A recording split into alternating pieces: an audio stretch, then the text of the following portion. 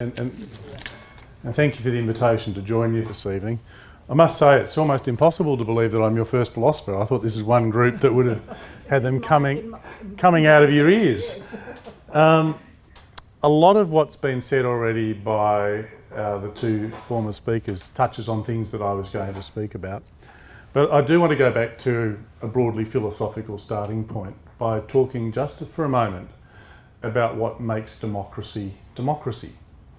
Because we tend to become confused when we think about democracy about whether it is represented by a particular kind of decision-making process or a particular system, without understanding that what distinguishes it, as all political systems are distinguished, is according to where the ultimate source of authority lies. So in a theocracy, the ultimate source of authority lies in God. In a plutocracy, it's amongst the wealthy. In an aristocracy, it's supposed to be the virtuous, and we could go through a longer list, but ultimately the thing to understand about democracy is that irrespective of the political system, the decision-making process that is in place, the ultimate source of authority lies in the persons of the governed. I hope you're hearing this and through a slightly crackly thing. Now, that notion that it is the governed who are the source of all authority within the political system is captured visually in a most interesting way if you look at the frontispiece to Thomas Hobbes' Leviathan, because if you remember it, it's quite a striking image. You have a man wearing the crown of a king, holding a sword and a crozier, but the most significant thing about this is that it is the body that gives life to this whole thing is actually made up of the people.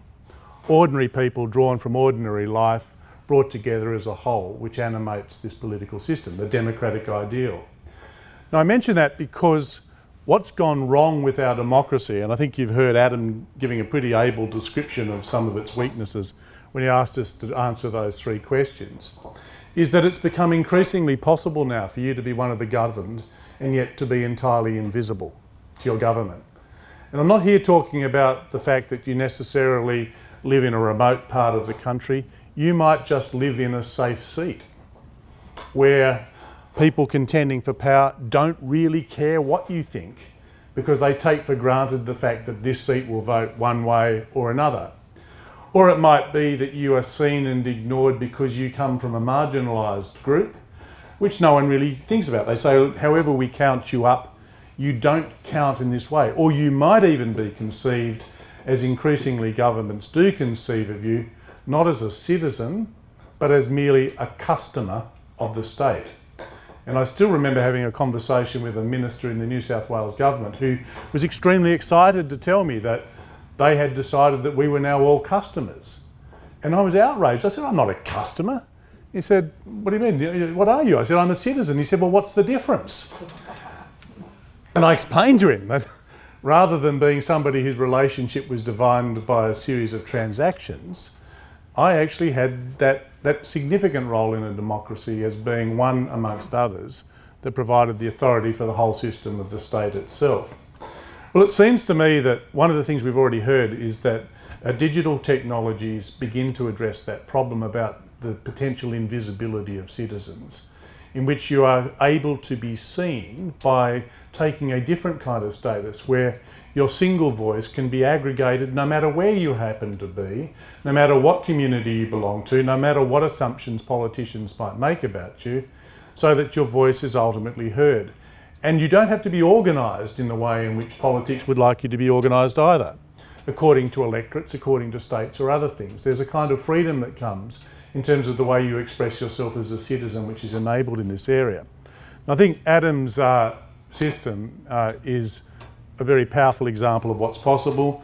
I would say, Adam, I wouldn't make too many claims that there is no ideology, because I think the notion that you already have around, I think you called it a destinational view and what counts as a good result. You are importing into that judgment certain values and principles. But that doesn't matter. As long as you're clear about it, that's fine. It certainly has many attractive advantages in terms of what you're going to be able to do. But even for you, I think there's an important democratic question as to whether or not you think And I think you asked this in a slightly tangential way about people in Tasmania and other places who may have literacy problems. That may not be the problem. You might satisfy that. Is democracy only designed for the well-informed citizen, or is it for every citizen, irrespective of whether they even choose to inform themselves? And that's a very profound and important question to make. And I'd love to think that we're all well-informed, but does that actually mean what democracy is, that there are certain bars we need to pass? And certainly that's the aristocratic view. I mean, you think about it, the aristocrats that are around us, they're constantly wanting to save the people from themselves by bringing their better judgment to bear. And democracy is resistant to that in some ways, and that may be one of the challenges about how many things you have to contemplate, even though I do personally support the idea of an informed citizenry. So there's one way in which technology can aid. Another way, I think, is that it can introduce new narratives to our political discourse which are otherwise missing. Like me, you will have noticed, I think, perhaps, that now the only narrative that seems to count in politics is that of economics. It seems that it doesn't matter what policy, what issue, we seem unable to commit ourselves to action unless somebody produces an Access Economics report to show that it's going to cost too much or not cost enough and things like that. Even to the point where a couple of charities about 2 or 3 years ago that had been established to try and combat child abuse felt it necessary to go to Access Economics to get a report to show that child abuse costs too much. Now, you have to ask, what kind of society is it that feels that it needs to be convinced on a matter like that by an economic analysis of cost benefits?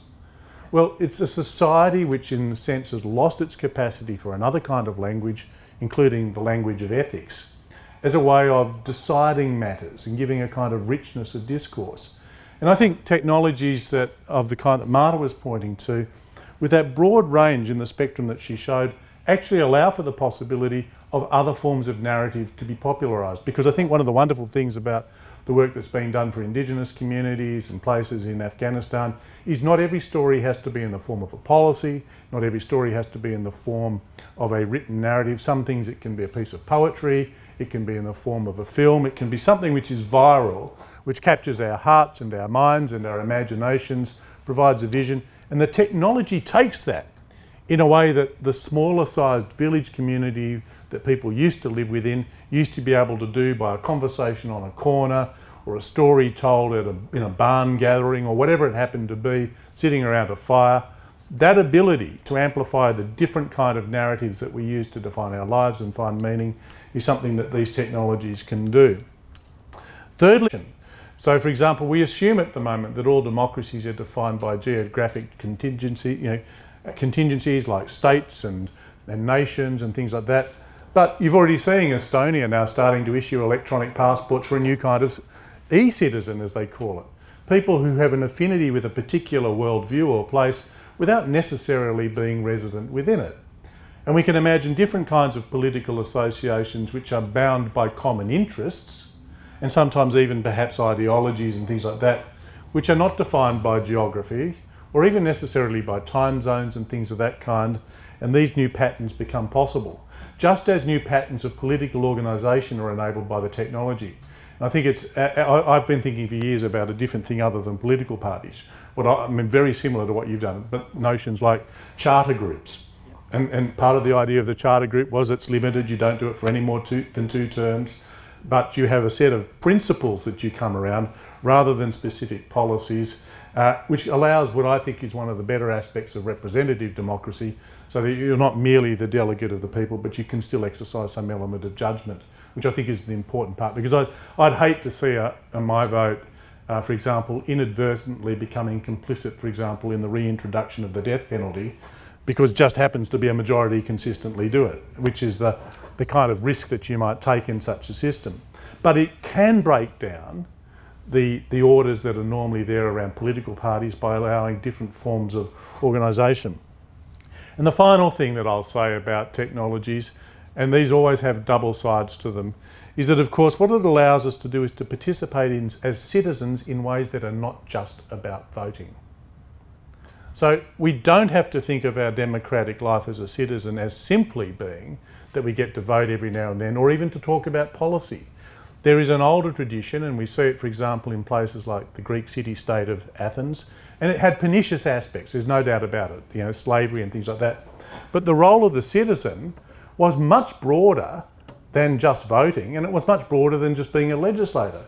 People, as ordinary citizens, they participated in the administration of justice. They were able to do this because of the size of their system. And I think this is one of the things about your trilemma. I'm not sure that I buy it entirely. I don't think it's analytically necessary that those things are in tension, because on a small enough scale, those tensions, I think, start to actually disappear to some degree. It's not your trilemma, I know. Sorry, I shouldn't look at you, but what was it? Fishkin. And so the technology that we have may allow us to conceive of forms of citizenship which don't have to be so massive as to run into the problems that Fishkin puts up, but not so small as we can only operate at a local level. But even if it was to be a different kind of democratic pattern of engagement on smaller scale societies, political societies I'm talking about, we can imagine a citizenry that does more than just vote because it's enabled by that technology. And part of what that requires us is to think about one of the things that has been touched upon tonight, which is the notion of big data. Whose big data is it?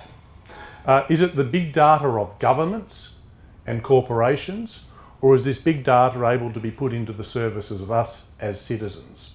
Now, people like Tim Berners-Lee are working on Solid. It's a new set of protocols which he's designing to try and better assure the privacy of citizens, of the users, because he looks at the internet, the web that he created, and says, perhaps I've created a monster through all this aggregation. And perhaps he can bring the same genius he brought to bear with a distributed network of computing to create the web, to also to have distributed networks in which each of us is the steward of our own data, aggregating it when it's in our personal or collective interest to do so, but not because it's defined as being of value by a government or a large corporation, but because we as citizens come to see this.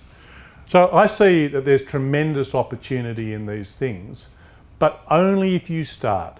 You only make sense of it if you start with a philosophical understanding of what constitutes democracy itself. And it's not, and this is the thing about a lot of these topics, we've heard them mentioned today, asylum seeking and the rest. I firmly believe that unless we go back and try to understand the purpose of our institutions, whether it's a market or a democracy or a university or whatever it happens to be, unless we understand those purposes and reinterrogate them, we will never be able to control this, because the technologies themselves, particularly neural networks and other things, unless they are designed with the ethics built in up front, then we are not going to necessarily be able to control them, because we won't understand them. They don't work on a Boolean logic like some systems. Neural nets work, but we don't quite know why. And we saw this recently with DeepMind, programming itself into a way we didn't understand to success. So that's where I'm going to conclude. A philosophical call for us to understand the purpose of democracy, its defining characteristics, and to say that should be the framework within which we understand both the opportunities and the risks of the technologies for democracy. Thanks.